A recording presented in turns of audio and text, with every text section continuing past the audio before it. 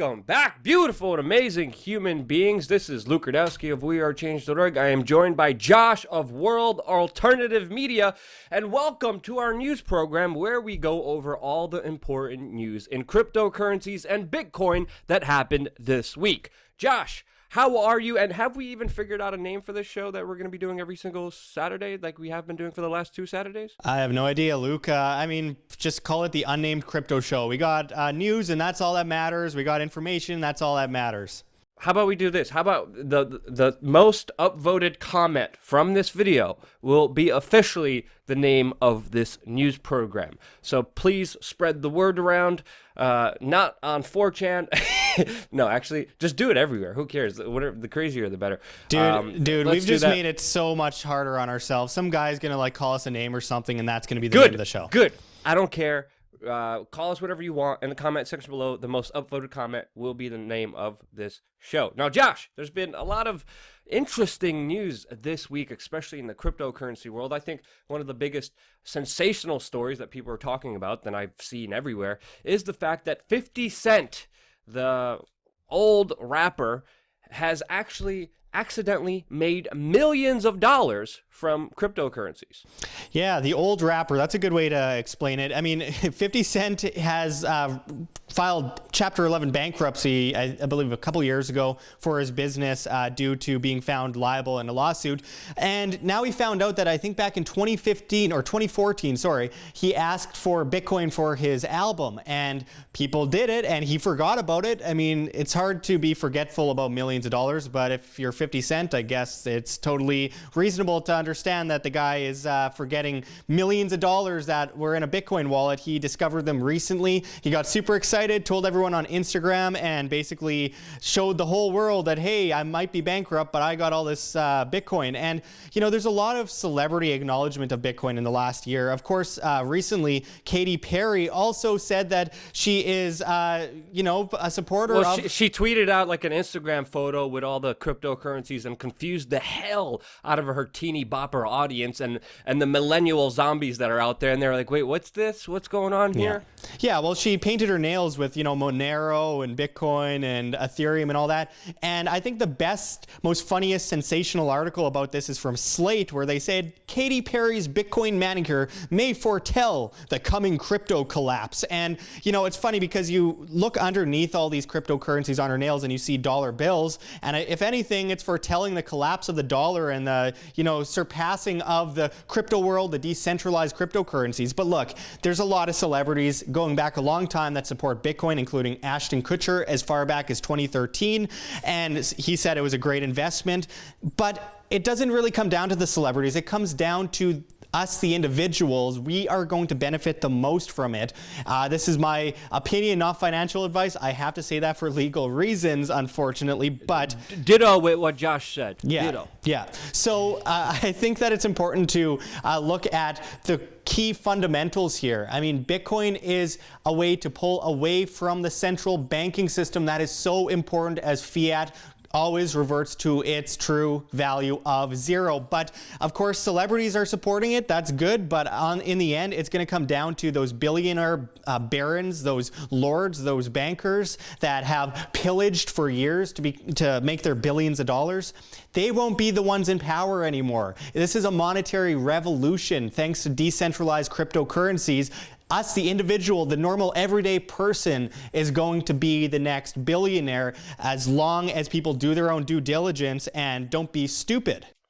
Yep, and of course, not believing the mainstream media, who are a bunch of negative Nancys and Debbie Downers, especially when it comes into this whole cryptocurrency space that they are just examining and always poo-pooing. Now, it's very interesting. 50 Cent actually had over 700 Bitcoins, and now people are talking about, well, you kind of possibly perjured yourself, especially during your bankruptcy procedures where you said you were broke.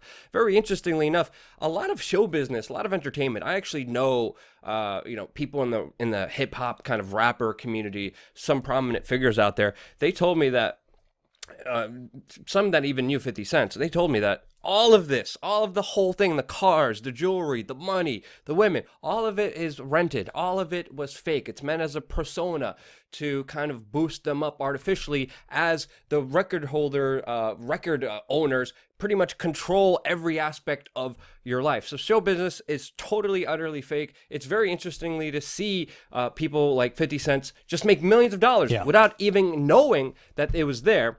I mean, look what happened with Julian Assange. When the U.S. government and corporations conspired to take away his funding, he went into cryptocurrencies and now is doing incredibly well because of that move. So it's going to be interesting to see how the U.S. government reacts to this news that 50 Cent is a Bitcoin millionaire. And now in other news, when it comes to people taking away your money without permission, Josh, we just had one of the biggest thefts in history. And of course, it happened with cryptocurrencies. Yeah, you were right to mention government first because, of course, I'd say government theft is probably the biggest in history, but not officially, as this is the biggest civilian theft in history.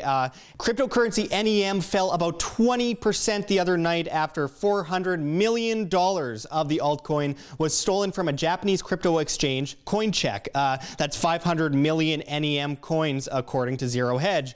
Though Cointelegraph reports $532 million worth of NEM were stolen. $723 million left CoinCheck, including Ripple altogether. The number varies though. But this all comes down to something that people really have to understand here, is that if you put your money in exchanges, you will reap the consequences if you're not careful. You have to understand that you should not be putting a ton of money in a vulnerable exchange online, just like you shouldn't put a ton of money in a vulnerable bank. That's not the problem of the cryptocurrency. That's a problem of who you trust with your money. So I think it's really important that people look at hard wallets and stuff. This is a lesson. I mean, the biggest theft in history, that's $750 million gone. That is insane.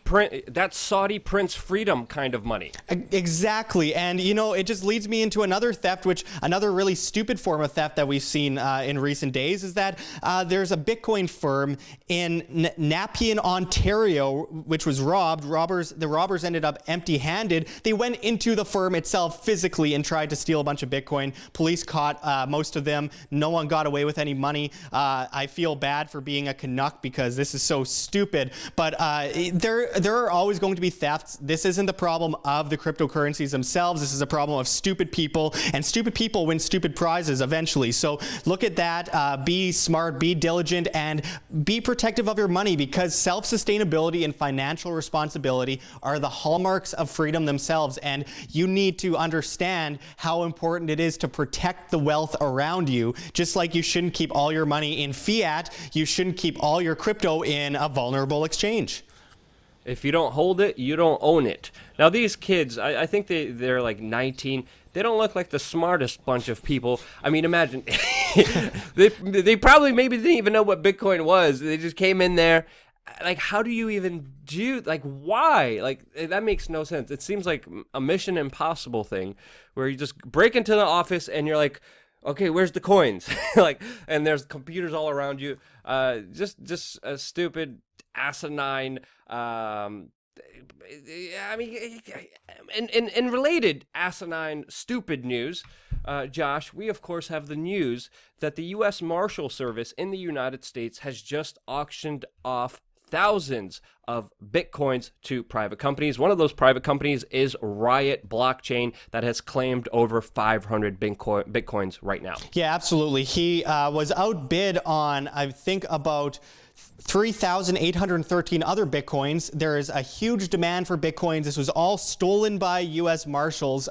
This is basically seized assets. So people were charged with some kind of crime, and the government came in and said, oh, well, your Bitcoin, your cryptocurrencies, well, they're ours now, and we're going to auction it off and make all the money for ourselves to fund, you know, wars and foreign entanglements and you name it. So it was basically the government saying, hey, we're going to make a bunch of money off of your misery. But On the bright side, and there is a bright side to the story, it's that there are so many companies desperately trying to buy Bitcoin, which goes to show that while so many people are so bearish right now about Bitcoin, saying it's all going to zero, which is literally fundamentally mathematically nonsense, there are these companies buying up huge amounts of Bitcoin because they believe in it, they have faith in it. And as this CEO of Riot Blockchain said, and I quote, "I believe we'll be heading north of $50,000 market price within the next 12 to 18 months. Our strategy at Riot is to accumulate Bitcoin and to provide our investors as much direct exposure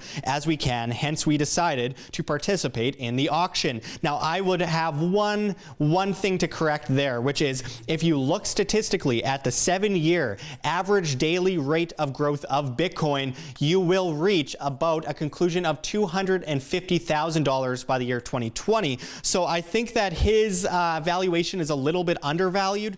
Right now, we are in a very bearish market, probably will be until maybe halfway through February. It's very likely, and then we will see the usual jump that we usually see in February, in my opinion. I think that there's a lot of bullishness long-term for Bitcoin, quite a bit of bearishness short-term, because of course we saw a massive sell-off recently, and there seems to be a lot of market manipulation like you would find in gold or silver, or basically any market in the world, centralized or decentralized.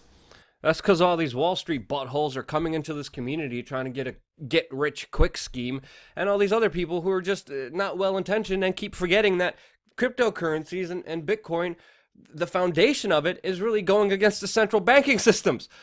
So just to remind everyone, it's also important to understand that there's only 21 million Bitcoin out there that will be out there. And I think a lot of people forget that a lot of these Bitcoins are already lost. A lot of these Bitcoins people don't have access to, whether they forgot the passwords, whether they threw out their old computers. So there is definitely a limited amount of Bitcoin out there, which of course I believe will make the value of it go up. And that's why we're seeing so many companies buying at it at market price, especially from the U.S. government, which I wouldn't do. I wouldn't even finance that.